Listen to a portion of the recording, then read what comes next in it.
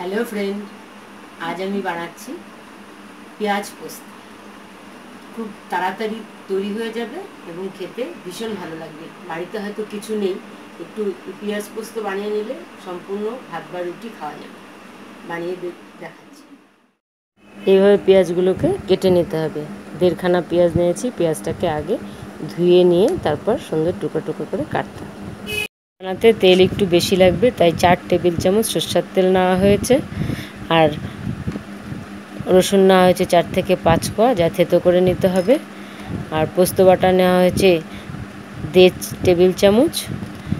আর লঙ্কা নেওয়া হয়েছে 4 থেকে 5 খানা ছোটো করে কাটা। হলুদ আন্দাজ মতো, নুন আন্দাজ মতো। গ্যাস জ্বালিয়ে কড়াটা বসিয়ে দিতে হবে। এবার কড়াটা একটু গরম হলে তার মধ্যে তেলটা ছেড়ে দিতে হবে। তেল ছেড়ে দেওয়া হলো।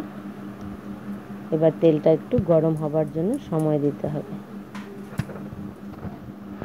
তেল গরম হয়ে গেলে রসুনটা আগে ছেড়ে দিতে হবে। রসুনটাকে এবার একটু বাদামি হওয়া পর্যন্ত ভাজতে হবে, যার জন্য একটু সময় দিতে হবে।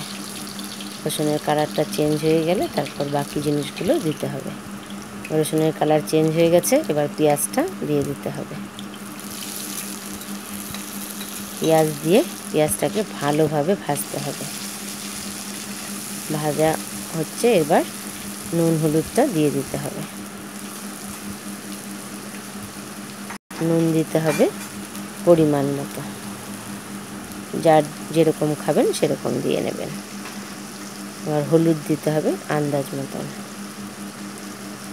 কাঁচা লঙ্কাটাও ছেড়ে দিতে হবে। এবার ভালো করে এটাকে নাড়তে হবে যতক্ষণ না পেঁয়াজটা বাদামি হয়ে আসছে। পেঁয়াজ বাদামি হবার জন্য একটু সময় দিতে হবে।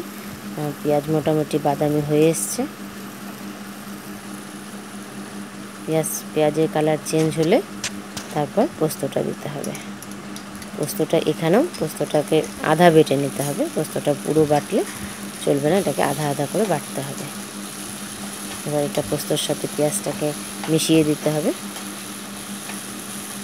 পুরো পোস্তর সাথে পেঁয়াজ মিশে গেলে সবজি তৈরি। এবার এটাকে পাত্রে নামিয়ে নিতে হবে পরিবেশন করার জন্য।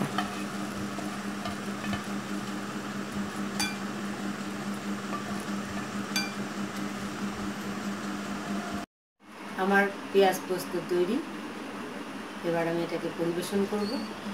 আমার তো ভীষণ ভালো লাগে। আপনাদের ট্রাই করুন, দেখুন ভালো লাগে কিনা। ভালো লাগলে লাইক করুন এবং সাবস্ক্রাইব করুন আরও ভিডিও পাওয়ার জন্য।